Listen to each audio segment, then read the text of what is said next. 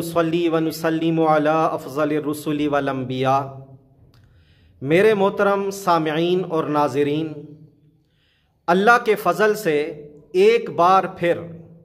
رمضان کا مقدس مہینہ ہماری زندگیوں میں آ رہا ہے، اور اللہ نے ایک بار پھر ہمیں رمضان کی بابرکت گھڑیوں سے فائدہ اٹھانے کی توفیق عطا فرمائی ہے۔ موت کا تو کوئی پتہ نہیں ہوتا، ممکن ہے یہ رمضان ہماری زندگی میں آنے والا آخری رمضان ہو، اس لیے ہم ابھی سے ایک شیڈول اور ترتیب بنا لیں کہ اس ماہ مقدس کو کیسے ہم نے عبادات کے ذریعے اللہ کو راضی کرنے کے ذریعے قیمتی بنانا ہے، اور کیسے ہم نے اس رمضان کی مقدس ساعات کو، مبارک گھڑیوں کو استفادہ کرتے ہوئے اپنے رب کو راضی کرنا ہے۔ اس سلسلے میں ایک بات تو یہ ہے کہ ہم آمد رمضان سے پہلے ہی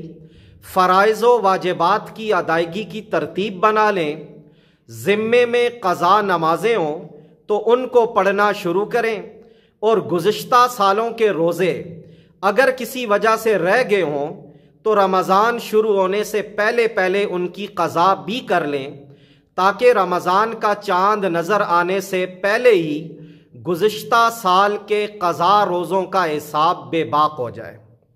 اور دوسرا یہ کہ ہم سابقہ زندگی کے گناہوں پر ابھی سے سچی توبہ کریں، دل دماغ کو گناہ کے خیال اور ہر بری سوچ سے، ہر برے جذبے سے پاک کر لیں، تاکہ ہم گناہوں سے مکمل پاک صاف ہو کر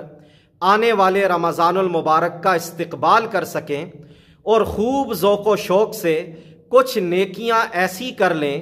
جو ہمارے لیے اللہ کے ہاں بخشش اور مغفرت کا وسیلہ اور ذریعہ بن جائیں۔